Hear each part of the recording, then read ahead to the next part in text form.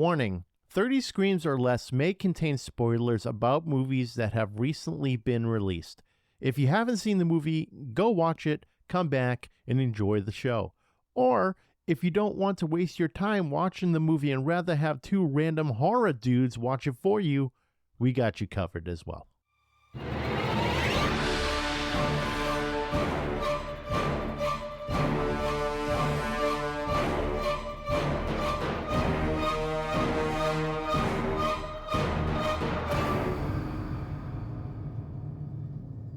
Welcome everyone to 30 Screams or Less, a horror movie podcast where we review horror movies in 30 minutes or less.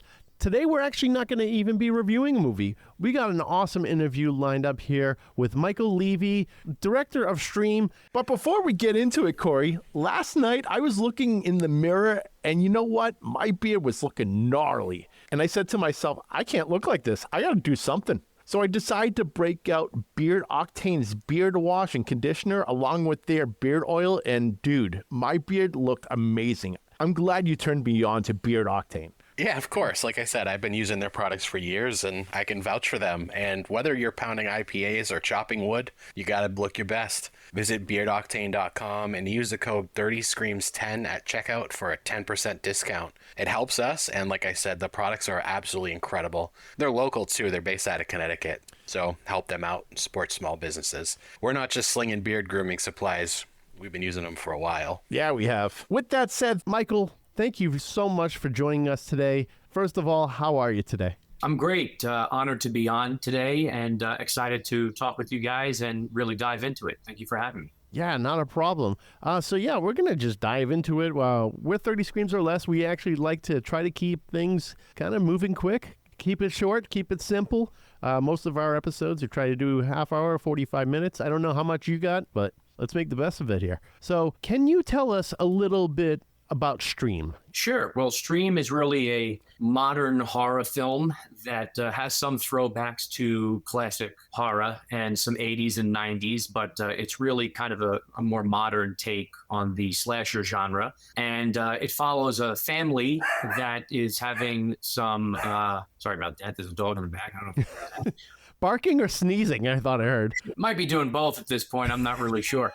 Friggin' allergies, man. Friggin' allergies lately. There's doorbells going off. There's dogs barking. But Stream follows a family of... I might be able to stop the dog if you want me to give that. No. Go for it. We like the chaos. You like it? All right, cool. Stream follows a family that's kind of on the rocks a little bit, and they decide to relive a vacation from their past, and they go to this quaint hotel, this quiet hotel, and they try to, make amends because there's some trouble going on in the family. It's kind of like the Wally World, kind of situation from the Vacation film series. And it's not really what they expect. The hotel is kind of upgraded and different from their once pleasant stay many years ago. It's under new management. And before they know it, they find themselves in the middle of a game of cat and mouse and most creative kills amongst 4 serial killers that are unleashed into the halls. Oh, wow. All right. This sounds pretty awesome. When Corey told me about it, I was like, I'm definitely down to check this thing out. When does it come out? It actually hits theaters August 21st of this year, so it's 2024. So be on the lookout. We're really excited about it. Obviously, anybody who's kind of been following my career knows I'm a part of the Terrifier franchise, and we had a really big successful hit with Terrifier 2 in theaters, and now we have our next film coming to theaters this year, right before our release of Terrifier 3. So be on the lookout for Stream August 21st. Is it going to get the same release window that Terrifier did? Because we actually were lucky to see the re-release of Terrifier 2 in theaters near us, and typically we don't get anything in New Hampshire, but it came here. So yeah, that's the plan, is that they're kind of following the Terrifier 2 model, and hopefully, God willing, fingers crossed, if it's successful, it could get extended, because right now it's sort of a limited release over that first weekend. And then if it does well, then hopefully we can get an extension. So everybody that's listening to this and excited to see it, we have a teaser trailer that's out. It stars a ton of horror icons. I'm sure we'll get into who they are. But it's a fun movie. And again, if you go see it, you turn out in numbers that first weekend, then we'll get an extension. And, again, we're really doing this to kind of change the game and to bring new, fresh creative horror content to the fan base and to the genre. I'm a fan first and foremost. And, I just try to make films that I'd like to see that I think other fans would appreciate. So, again, even though I love Halloween, whatever we're up to now, 17. Something like that. Still will go see it and I'll turn out. But as a horror fan, it's nice to see some new stuff starting to turn out. So I'm honored to be a part of it. And it's funny you say that because I can't tell you how many times I've watched that stream teaser because it looks such an original concept. I love the masks. And like you said, the cast is just amazing. I can't believe you've got all these like legendary people in this movie. Thank you. Me either. They read the script and they really liked it. And they said, this is more than just a, kind of typical slasher. There's some heart to it. There's some story to it. There's twists and turns. And actually, one of my most, I guess, accomplished compliments was from Tim Reed, WKPR Cincinnati, also from Stephen King's It, the miniseries with Tim Curry. Yeah. He doesn't do horror anymore at all. He's actually not really even a fan of horror. That was the first and last horror film he had done since Stream. And he read the script and says, I couldn't put it down. And I usually don't say yes to horror, but yeah, let's do this. This is exciting. So, beyond just Tim, we have Jeffrey Combs from Reanimator, Danielle Harris from the Halloween and Hatchet franchise. We have Tony Todd, Dee Wallace, Felissa Rose, Daniel Roebuck, who's now in Terrifier 3, as well as Rob Zombie's The Munsters. He's in a bunch of Halloween stuff. Dave Sheridan from the Scary Movie franchise, our very own David Howard Thornton. Mark Holton from Leprechaun and Pee-wee's Big Adventure.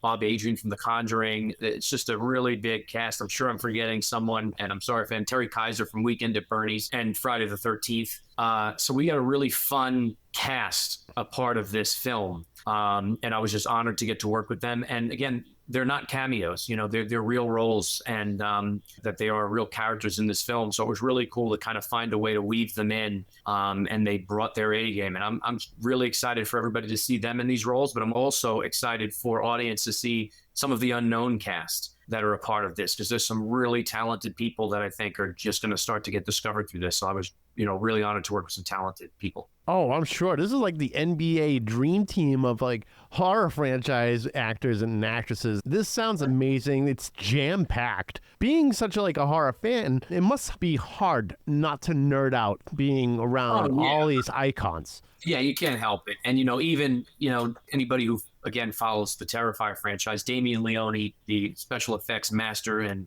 as far as I'm concerned, one of the best horror directors in the game right now. He did the special effects for Stream. He's also a co-producer on Stream. We were both kind of pinching each other saying, how cool is this that, we're getting to work with people that we grew up idolizing and watching and following very closely their careers and really loving their films. So it was really a dream come true. And that's not even, there's still a few surprises that we have up our sleeves. I'm not even announcing, some of the other people that are involved to just have to see the film, but there are some other horror icons that are involved, and one of which I think people will be totally shocked and totally surprised. For me personally, it was a meaningful experience to get to work with this person, someone that I grew up watching and really influenced myself in loving the genre and also wanted to get into filmmaking. And I'm really excited for people to get to see a performance from this person that they may not have in a while. Yeah. Definitely don't tell us. We love the surprise. Going to the theater, we're like, holy shit, them? Wow. We love cameos. I'm a big fan of cameos, even if they're just so left field, right? Yeah. Like for instance, I know this isn't horror or anything, but Deadpool 2, right? Where Brad Pitt just out of nowhere appears in it. It's fun and it makes it entertaining. And that's the whole thing is, you want to make sure that when you go to the movies that you're entertained. And I think that's first and foremost, if you're having a good time. The movie doesn't need to be an Oscar nominee. It needs to be something that you feel great about and that you leave saying, wow, that was cool. I was entertained and I enjoyed that experience. So that's definitely something that we, made sure that we did with Stream. It's a fun ride. Oh, hell yeah. Yeah. You just got to have a good time with movies. When you put this stuff out, you want to entertain people. That's the whole idea of movies is entertainment. So, it happens though. Sometimes you just watch these movies and you're like, what the hell am I watching right now? I've seen some movies lately. One of them, Corey, that I don't know how I even sat through it, Headless. Have you ever seen this movie? I have not seen Headless. Oh my God. I've heard Headless. It was a horror film? Oh my God. Corey, we have this little bit we do between each other where we'll recommend we watch movies, but the other one's not allowed to watch the trailer. Yeah, that's cool. That's fine. And I know what grinds Steve's gears, so This did everything. This was grinding all the gears, no oil, nothing at all. Just oh god. But it's fun. It's a good time. Where can you watch it? What's it on, Amazon or? Don't watch it on Plex, whatever you do, because it's just a commercial every 2 minutes. So this movie that's only an hour and a half is like a 3-hour movie. That's where we had to watch it, unfortunately, but Yeah. I don't know if you can get it on Amazon. I'm really not sure, but we suffered through Plex. I'll look into it. Headless. Okay. Yeah. Look into it. You'll have to let us know if you are able to watch it, because it's just a brutal film. Absolutely. I will. I sure will. I've been hearing a lot about this new movie that's out in violent nature. Oh, yeah. Oh, yeah. I've been wanting to check that out. Yeah, I've heard from a few people. It's got a cool concept that it follows the killer through the whole time. I heard the kills are pretty brutal, very similar, in I guess how it turned out as Terrifier was, where people are, I've heard, fainting or passing out or Yeah. in the theater. So I'm definitely curious to check that out when I can get a chance. So yeah, It's getting a lot of shit, though, because it's like you either love it or hate it kind of thing, because I've as heard you that said, you too. follow the killer. Like, you're literally following this guy through the woods for however long the movie is. I heard that, but it's interesting. They took a risk, and I commend them for that. It's something that really hasn't been done. And again, I've heard for some people it could get boring and stale because you're just following this killer and there's no real character that you can latch on to. But I am curious to see it, and I'm definitely curious to see how they've executed the kills. Look, that's what's all about independent filmmaking, is just taking risks, being able to do things that the studios won't allow you to do, and trying to make a name for yourself and trying to do something different. So I definitely commend them on it. We'll be checking it out. We'll see where it goes from there.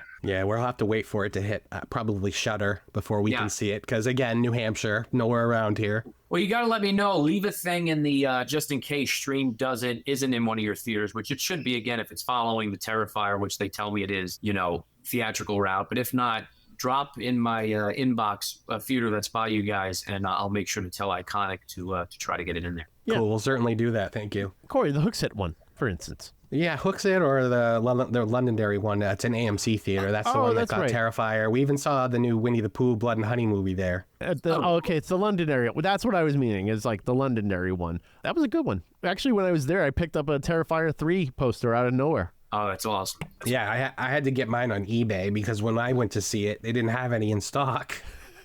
Yeah, a lot of theaters were running out of them, which is awesome. It's great. I'm glad people were able to get them and enjoy them and see them. And it was a really cool thing that we were able to do. Yeah, I walked in with my Terrifier 2 hat, and they're like, hold on a second. And they come out with a Terrifier 3 poster. I'm like, oh, okay, awesome. And then I got my Ghostbusters popcorn bowl as well at the same time. It was a good night for me. It was Very cool. that was a really good one. I got a question for you. So far in your filmmaking career and acting career, what's been your favorite project? You know what? They've all been special in many different ways. I try to take away, first and foremost a lot of really fun memories, because I love the people that I work with, and I'm lucky enough to be able to work with them on multiple projects. But even if it's someone that I've never worked with before, for the most part, you make pretty good friendships that last a lifetime. So that's always, great. There's always really great memories per project that you hold near and dear. Obviously, the Terrifier franchise is something special, just because all of us have become really family, and that's been great. And that kind of carried over into stream as well. Another film that I directed that I had a blast making, it's a comedy film. It's called Abnormal Attraction. Not many people have seen it, but it's got a great cast of Malcolm McDowell and Gilbert Gottfried, Tyler Mane, Leslie Easterbrook, Academy Award nominee Bruce Davison. Ron Jeremy's got a little cameo appearance in it. Jim Hanks, Tom Hanks' brother. It's got a really fun cast, and it's kind of a 90s campy style monster movie where the gist is that instead of being an AA meeting for people who have, Alcoholics Anonymous, people who have problems with drinking, it's people who have a weird problem being attracted to abnormal creatures and fairy tale creatures. And it really was a fun movie to make. And for example, Jimmy Hanks, Tom's brother, plays a character named Frank Stein. He's the Jewish Frankenstein who was persecuted by his people. And so there's like really cool kind of sub messaging there about, we're all kind of, we're all equal, and, you should respect each other. But it was a really fun movie to make. And it's something that I definitely recommend anybody who has a sense of humor. I promise, if you like dick jokes and you take a shot for every one, you'll be hammered probably by Act 2. I'm putting that on my letterbox right now. Oh, awesome. Hell yeah, Corey. I'll bring over some whiskey. We'll have a good time. There you go. So speaking of that, so you've been directing shorts TV shows, movies for the better part of 12 years from like what I've been reading. Have you always found yourself wanting to be a director? Yeah, I didn't really. I always said it was funny. When I was younger, I was always interested in filmmaking. And I used to steal my mom's camcorder, make movies with my brothers and my sister and the neighborhood kids. And I was always kind of just naturally directing because I was like the oldest one out of all my siblings. But I wasn't ever saying I want to be a director. I kind of wanted to be an actor, but it was like, hey, I'm going to make my own thing and I'll act in it. But it wasn't until I got into high school that I really started to appreciate and really fall in love with the craft of creating a film, writing a film, directing a film, editing it, being in control and kind of guiding people through these narrative stories. I just really found an appreciation and a love for it. And not to say I still love acting and I still, obviously being Will the Exterminator, Terrifier, I still put myself in a lot of my stuff, not as the lead. I'm a much better director than I am actor, but I still love to do it because it's more fun, I think. And there's a lot less, at least for me, a little less pressure. Just kind of going and having fun and trying different things.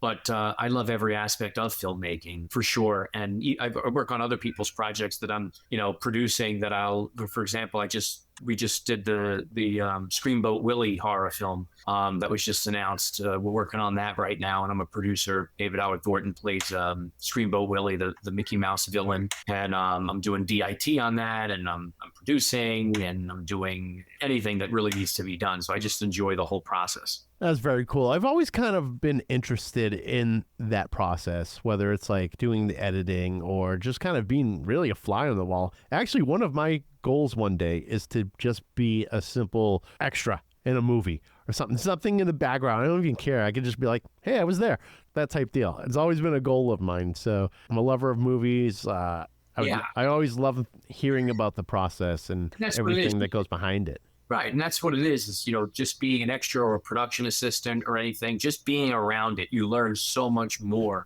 even if it's just a day, just observing and, seeing the behind the scenes. I got a lot of friends that movie magic, right, and all that stuff. And they watch and they go, wow, this is actually work. They're like, You're here doing the same take 12 times and you're here for 12 plus 14 hours. It's like, oh my goodness. But yeah, if you got to really love it and appreciate it to be able to do it day in and day out. And I just feel blessed and honored to do something that I set out really as a kid. I can remember as early as 4 years old, wanting to get in the filmmaking world. I just didn't know really what facet, I guess. Oh, wow. Okay. So that makes sense then. Just kind of get your foot in the door, be an extra, be a fly on the wall, learn a couple things, and then try to just work it from there. Like develop your relationships with people. Network. Go network. Exactly. And, it's funny you say movie magic because Corey and I love to say movie magic whenever there's something in a movie that just we can't explain why it doesn't make sense. Doesn't make sense. We just got movie magic. Yeah. So, Corey, why don't you take over the next question? I know you got a few here. Yeah, I'm curious. So did you and your brother start Fuzz on the Lens, or what's the whole process behind or the story behind that? So my brother, myself, and our business partner, Steve Delasalo, the three of us started Fuzz on the Lens. It's funny, we were always collaborating and making movies growing up. I've known, obviously, my brother my whole life, and I've known my business partner, Steve, pretty much my whole life. We went to grammar school together, went to high school together, even college together. And it was somewhere in high school that we were filming a short film, something with friends, and another buddy who's an accountant now was recording and had the camera. And while still recording, he turns the camera. He's like, guys, cut. There's a fuzz on the lens. And he's blowing in the lens. And all of us are looking, like a bunch of morons in the lens, and we're trying to clean it. The whole thing's on tape. And we're cleaning it off, and we can't get the fuzz off of the lens. That's just what he said. There's a fuzz on the lens. After a half hour of trying to figure this out, not knowing we're recording this whole obscene scene, we find out it's really a smudge on the viewfinder. It was on the reverse of the camera. We had a laugh about it, so it kind of became an ongoing running joke for a few years of make sure you check out for that fuzz on the lens. And then when we started to really do this more seriously, we were trying to come up with something that meant something to all of us. And we kept coming back to fuzz on the lens. It was something we were all a part of. So I can blame my dopey accountant friend in his high school youth years for, I guess, kind of influencing and naming our company. That's a great story. And like you said, it's a reminiscent of the beginning of everything. Yeah. So it definitely means, and it's memorable. Like everybody remembers Fuzz on the Lens, the name, it just sticks. It does. It It rolls off the tongue. It really does stick out. I mean, I don't think I've ever heard Fuzz on the Lens, so it's definitely original for sure. Yeah, and, it's kind of very representative of who we are. It's we don't take ourselves too seriously, because a lot of people in this business do. They kind of get this ego and they whatever, but it just shows that, hey, we're here to entertain, we're here to have fun, and we're here to be memorable. So yeah, I would think it's one of the best jobs in the world. Well, probably one of the best and most stressful jobs in the world. Yeah, for sure. That's definitely true. But I don't know. One day, maybe I'll be a director. Maybe I won't. Who knows? For now, I host a podcast. Well, I think you could do it. I think you. Thank you for believing in me, Michael. I do. Corey, why don't we ask about Terrifier 3? Okay. Is there anything you can tell us about Terrifier 3? Sure. It's like quadruple the craziness of Terrifier 2, if that makes sense. It's like every kill is like the bedroom kill, I feel. Oh my God. I keep hearing about the one that made David nauseous. I was there. I witnessed. That is a true story, 100%. I was there. It was pretty funny. I'm sure one day the behind the scenes of that will leak out. It's a fun movie. I mean, you've seen now 2 Terrifier films, and you know how Damien's style is and what we can bring to the table. When I read the script again, I felt like, how are we going to do this? How are we going to do that? And I feel proud and honored that we were able to accomplish everything that was in that script, just as we did with Terrifier 2. I think it's a nice addition to the story and continues the Shaw story and kind of gives audiences a little bit more into what's going on, but at the same token doesn't reveal too much to where it's like it ruins that movie magic, so to speak. I'm really excited to see what people think about it, and it was fun to make it a Christmas movie. That was interesting to see Art the Clown during the holiday season, and I'm proud of it. And I've seen a lot of it so far. Obviously, we have a crazy, insane deadline to turn this thing around in for its October 11th release, and he's killing it. He's kicking ass, and we just finished pickups for it actually the other day. So it's well on its way, and there's definitely, like I said, I think every kill kind of just keeps upping and upping and upping and upping. And they're all crazy. Obviously, there's one in particular that we said, this is our, hacksaw scene, our bedroom scene. This is the one that we're going to kind of go for the gold. But I think even things beyond that, I think people are going to be shockingly surprised that maybe that's not the one they talk about most, because there's definitely some other ones in there that I think are crazy and incredible and unique and different. So Damien and we make sure that we do not let anyone down. We love our fan base and we try to deliver any which way that we can. And I think we did it again, but you guys will be the judge of that. Yeah, we can't wait. The release got moved up, right? It did. It was one of the fastest turnarounds that I've ever been a part of or seen. It was originally October 25th, and all of a sudden it became October 11th, and which is great, which is cool. It comes out sooner, so it's nice. We have Stream coming out in the end of August to kind of start the spooky season off. We have Terrifier right smack in the middle of it to continue and keep the fans engaged and excited. And then me personally, Fuzz and Lens, we have starting the new year, Screamboat Willie horror film after that, starring David Howard Ford. So we got 3 in a row all coming out theatrically. It's going to be a good time for horror, that's for sure. At the end of the year and the beginning of next year is going to be huge for you guys. Yeah, I'm excited for it. Thank you so much. Yeah, it's really, really exciting, and I can't wait to see what people think about Stream. If anybody, I don't know if there's video here, but yeah, that shirt's amazing. Yeah, that's one of the photos. That's the mask, and we wanted to make something that was different from Terrifier, but also, our fans would still appreciate, because again, you got Damien doing the effects, so it's going to be fun and cool and gory and deliver the goods. But we also want people to know it's not Art the Clown, it's not Terrifier. This is a completely new film, and hopefully eventually franchise if everybody digs it. Super proud of it, and again, it's just a fun movie. I'm really excited to see what audiences think about it. So since we're on the topic of your shirt and the mask, I'm absolutely obsessed with this mask. I told you before, I have it pre-ordered. I can't wait to display it in my office. Who designed it? We did. It's funny, we were working with someone. We had an idea. We knew we wanted the teeth and we wanted the technology behind it. The mask is actually, we have a few different versions that are coming out. These are the first versions, the one you ordered, which is a black signature mask. They're limited. They look really cool in that jet black dark. The ones in the film are actually made out of carbon fiber, which is really, yeah. So eventually we'll do something with that. And the eyes light up. We kind of wanted to keep in the gaming aspect of things. And, we have LED eyes that light up, blue, green, yellow, and red that are the same as the PlayStation and Xbox controllers, to kind of give a nod to gamers and stuff. So they're different, they're unique, they're modern, and we had kind of come up with the base of it of like, hey, this is kind of what we want it to look like, but we didn't know for sure how it would be. And we got together with this great concept artist, and he brought our ideas and thoughts and visions to life. And then we had CFX Masks. I don't know if you guys are familiar with them. I'm not. Yeah, they ended up, they're a really cool mask company, and they ended up molding our sketches and our drawings, and we're able to bring the vision really into 3D, into being tangible, and we were able to get it in the film. I'm super proud of these masks. Oh, that's awesome.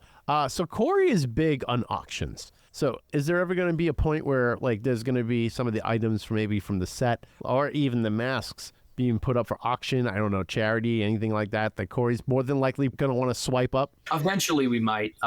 Everything's on the table. We're just kind of trying to see where it is. Also, like I kind of mentioned or hinted at, we're hoping to start a franchise, so we don't know what we may still need or not. But I'm sure if you keep a lookout, something will come up at some point. We ran an Indiegogo campaign for finishing funds for Stream because we ended up going into production during the height of the pandemic. And we didn't anticipate that. So our budget ended up ballooning quite significantly because of that, making sure we were keeping everybody safe, the PPE, the HEPA filters, the masks, the whole nine. And we ended up running an Indiegogo campaign to kind of balance that out. And we offered some props that we could, because we just had to finish the movie and get the post-production underway. And so there's some props that will be out there to some people, and they could, even beyond us, I'm sure they can auction it off, they can sell it, whatever. But there's definitely some cool ones that were offered, but we still got a bunch that are in the chamber. Oh, that's awesome.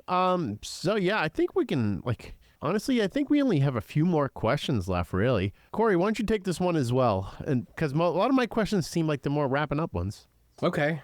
Do you have any conventions coming up that you're appearing at? I know you and I briefly talked about Silver Scream. Are you going to be there? I'm hoping to. I talked with them the other day, and I know they're kind of booked out, but we might still be able to. I was talking with Spencer Charnes about it, and he's kind of involved with it, and talking with Damien and Dave. Obviously, they're going to be there.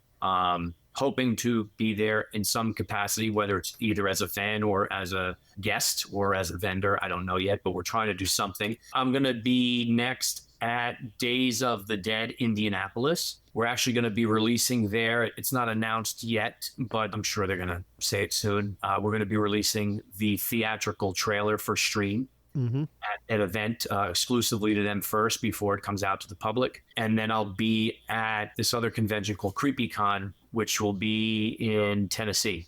So those are some that I have coming up. The Days of the Dead one is July 5th to the 7th, and the CreepyCon is like August 2nd or 3rd or 4th, somewhere in that range, to like the 5th or whatever, in August. So yeah, those are the definite ones right now. I just got back from Monster Palooza in Pasadena. And hopefully, I know those guys are going to be in Oaks, which is in Philadelphia. So I've done that show quite a lot. So hopefully I'll be able to maybe do that. We'll see. And there's a few in September. So a lot of things in the works. You're going to be busy for the rest of the year then. Yeah, which is great. I can't complain. Definitely a little burnt out from, we started Terrifier 3 pre-production in November, December of last year. We shot it pretty much until now. And then in between that, we've been doing the Screamboat Willie stuff, and then obviously getting Stream ready for its theatrical release. So it's been a lot. So, definitely excited for it, but, trying to take a little bit of a small break, I guess, over the next couple of weeks before things really pick up again. So you mentioned you started shooting or doing Terrifier 3 things towards the end of next year. How did you guys get that teaser trailer for the end of Terrifier 2 so quick? Because that was, October? Yeah, we ended up shooting that like right before the strike happened. We ended up, because there was that, I don't know how closely you guys watch it, there was a SAG-AFTRA strike. Yeah, of course. And we ended up shooting that like days before, that happened, which ended up working out great. And that, we were able to get that in theaters for the Terrifier 2 re-release. And then we actually went into production on another project I could throw your way. It's going to come out next year called The Pitchfork Retreat. It's got a great cast of some horror people as well. And some cool people I got a chance to work with and became friends with. So that's another film that we have that's going to be coming out next year. So we've definitely been busy, the last 2 years for sure. Nice. So actually, I do have a couple more questions because I didn't even ask you this. I probably should have asked you way ahead of time. What horror movie started it all for you? Like the movie that you can go back to and be like, this movie makes me want to be a fan of horror and like just set the tone for the rest of your life, basically. I get that question, and it's hard to. And I kind of change my answer each time. So there's a few. It's hard to really pinpoint the one. I know some people can, but for me, I'll give you kind of a small, short umbrella. Obviously, Halloween, the original 1978. I can remember watching that with my grandfather and my mom growing up and really being drawn to it and the style.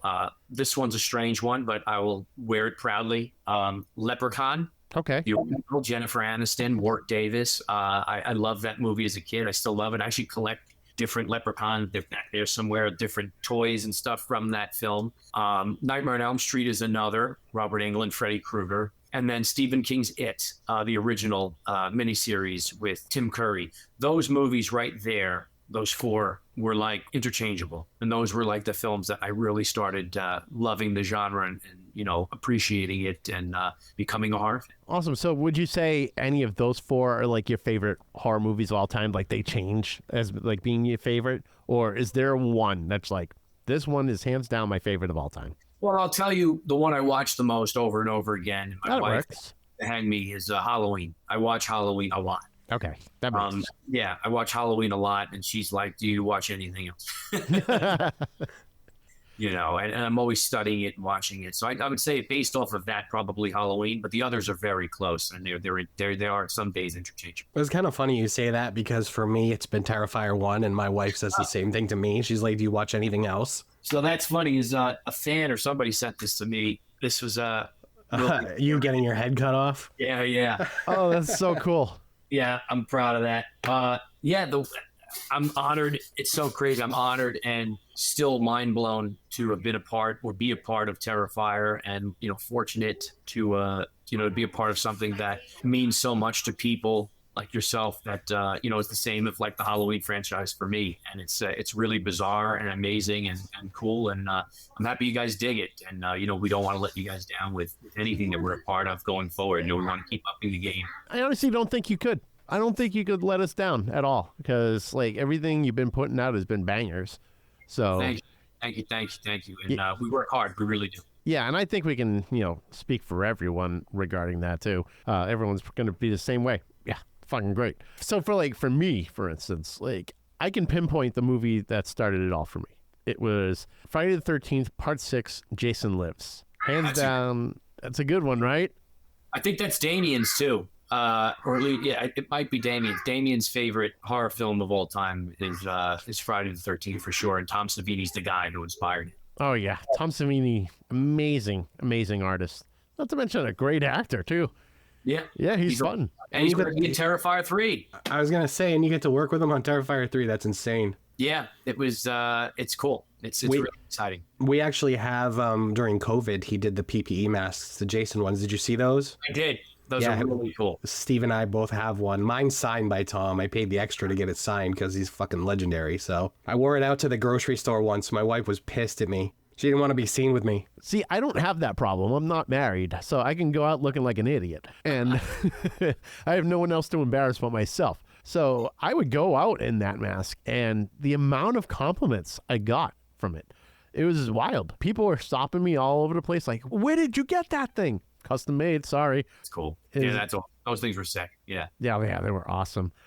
So for people who are aspiring to be a movie director, what are some words of wisdom that you can provide for aspiring directors? I'm going to steal this from Nike, and it's just do it. Okay. It's just you want to be a director or an actor or a producer, just don't be afraid to go for it and do it. And that means at any level. Start at a low level. Go to Best Buy or go to anywhere. Get a camera. Use your iPhone or your Android because they shoot in 4K now, and just make something. Doesn't matter what it is. Doesn't matter if it's trash. Most of the time, no one's going to see that first thing you're making anyway. And that's how you're going to learn. A lot of times, some people get kind of stuck in the, it's got to be perfect and it's got to be this and I got to raise a budget. But you're never going to learn if you don't just put yourself out there to just do it. And also along the way, try to find people that are like-minded, because it's hard to do it on your own. And it's a lot easier to have a team behind you. This way you guys learn together and you grow together. You can bounce ideas off each other. I know it's a little cliche to say, but that's the way I did it. I just took my mom's camcorder and I just started doing it. And I said, I'm a director, I'm an actor, I'm a producer, and no one's going to say otherwise. And somehow I fell ass backwards into this whole thing, So I always use the analogy of a tree that, an axeman, he's got an axe and he just keeps hitting it, hacking away. It seems tough. It seems like it's going to take forever, especially if it's a thick, big tree, but eventually you stick at it enough, that tree will come down, I promise you. And it's the same with the industry, and it's the same with this career. You stay at it long enough, things will happen. That's very cool. Very good words of wisdom there. So we actually did have some questions from the Art the Clown Appreciation group from Facebook. Love them. Yeah, they're funny. So Mike Guy asks, okay, and this is the question we were talking about that Corey's like, I don't know if I want to ask it. So Yeah, I'm nervous. I have no shame. So if anyone has no shame, it should be you. You're the one that's like, fuck it, whatever. Yeah, bring it on. Bring it on. Mike Guy asks, does pineapple belong on pizza? Ooh. I never had it. I've never tried it. I know a lot of people, especially New Yorkers, don't believe so. But I say, hey, whatever floats your boat. If that's what you like, then fine. It might not be something I like or would do, but I've also would be willing to try it because people say it's amazing. So whatever. I'm a guy who also would take a pizza and dip blue cheese or ranch on it. So, I don't know. Yeah, sure. It belongs on pizza because you could put anything on pizza. It's a topping. Wow, that's perfect. That's fair. Yeah, to each their own.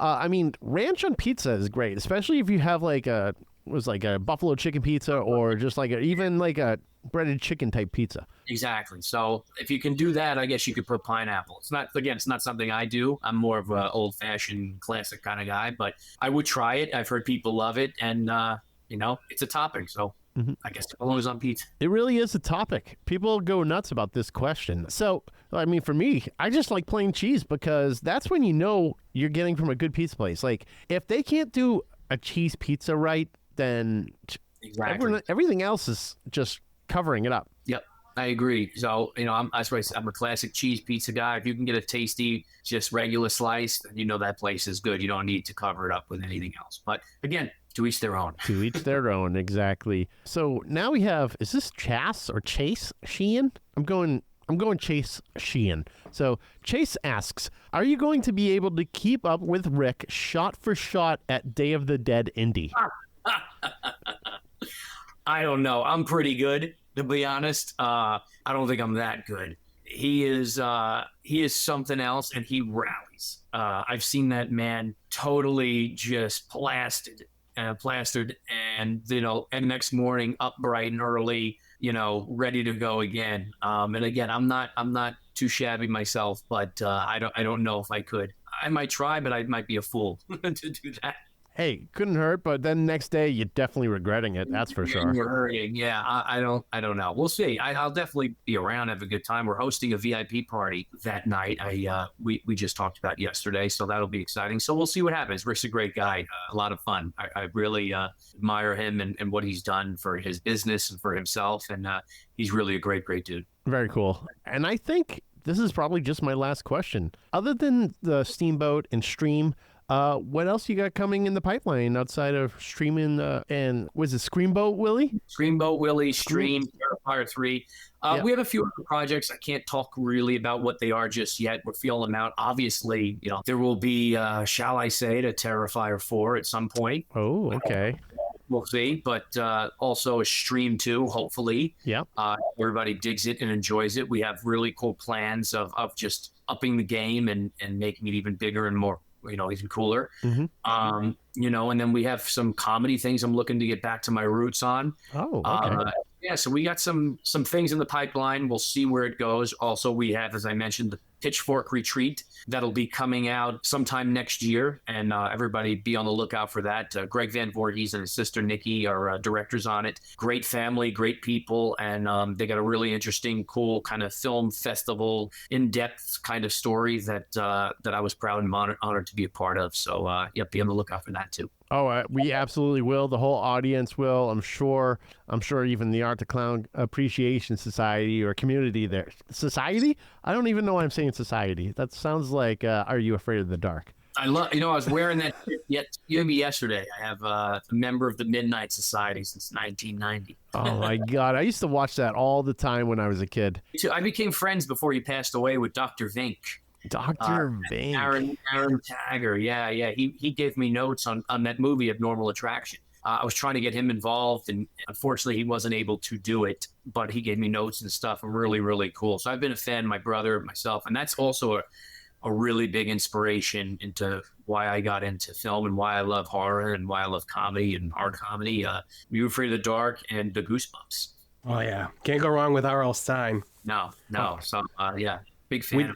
We did a Fear Street trilogy That's cool. podcast. We love those films a lot. Yeah, that's cool. Yeah, what did you think of them? Did you check them out? I did. I enjoyed them. I thought it was a nice throwback. I thought they were cool and they were fun. And that's what I look into. Are they fun? Or do they hold my interest? Are they entertaining? Are they nostalgic? Do they bring me, as long as they make me have some sort of reaction or feeling, I'm in, I'm sold. So I did enjoy them. I thought they were really well done. Yeah, apparently there's another one coming out. I don't know if it's like a movie or a series, Corey. Do you remember like reading about that? Yeah, it's another movie. It's a whole other movie. The title's already out, I believe. Well, we'll watch it for sure. So, Michael, thank you so much for your time out of your busy schedule today. It means so much to us. Fans are going to love to hear it. Everyone in the Art the Clown Appreciation Society, I'm sure, is going to love to hear it. All of this. Michael, thank you. Thank you so much for meeting with us today. Thank you. Yeah, thank you so much, Corey, Steve, for having me on 30 Screams or Less. I appreciate it. And again, it means the world if everybody could just be on the lookout for Stream and flood the theaters on August 21st. It will be beyond helpful. You have no idea. And it'll help us to continue to make new, fresh, and exciting and different horror films and just keep going. So it means the world to have your support. Thank you. Absolutely. And we're going to shoot you a message about the theater that we would like to have it at. So that way we can just drive down the road and go and check it out. And then who knows, maybe you should have some special movie props. And then I'll swoop it up and Corey will have to buy it on eBay. There's a petition for a popcorn bucket. I don't know if it'll happen, but... Oh, is there? Yeah, there's an Art the Clown popcorn bucket petition. Yeah. For that. It's getting some headway. It is. Yeah, but we'll see what happens. I think a Stream mask popcorn cup, I think would be great. If you get enough people putting the petition together, a lot of things can happen, but you need the masses to turn out. And I would love that. I'd be honored. I'm really stoked for this movie. And again, you make it and you put it out in the world and you see what everybody thinks about it. It's not for me to say it's good or bad or indifferent. It's up to you guys. And we worked our hardest. We worked our best. And, we wanted to deliver the kills. And I think we did that in a really interesting, fun story. So. Yeah, we're definitely pumped for it. Can't wait to see it. Michael, thank you so much again for joining us today. Thank you so much. It was my pleasure. All right, everyone, be sure to like, follow, and subscribe on Facebook, X, Instagram, TikTok, Threads, and YouTube. Leave us a 5-star review on all podcast platforms so we can get some more exposure. Of course, tell your friends. Both our intro and outro music are courtesy of Andrew Scott Bell. Be sure to check out Andrew on all major streaming platforms. And if you see Winnie the Pooh, Blood and Honey on vinyl in the wild, be sure to pick it up. We're also part of the Shining Wizards Network. Be sure to visit shiningwizardsnetwork.com. They're an awesome podcast network ranging from wrestling to heavy metal, horror, all that good stuff. So check that out. Visit 30screamsorless.com for all previous episodes and transcripts to go with those episodes. Also, check out beardoctane.com for their whole line of grooming supplies. And be sure to use the code 30screams10 at checkout for 10% off your order. And if there's anything you want us to review, send an email to 30screamsorless@gmail.com or hit us up on social media. Use hashtag 30screamsorless. And also, we have some awesome merch for sale on our website, so definitely check that out. If you go to our website, at the very top, there's a shop link. Click that link, and you'll see all sorts of shirts, hats, mugs, things like that. If you buy it, it helps going towards our hosting costs. I'm Steve. I'm Corey. And thanks for listening to 30 Screams or Less. And don't forget to drink your beans.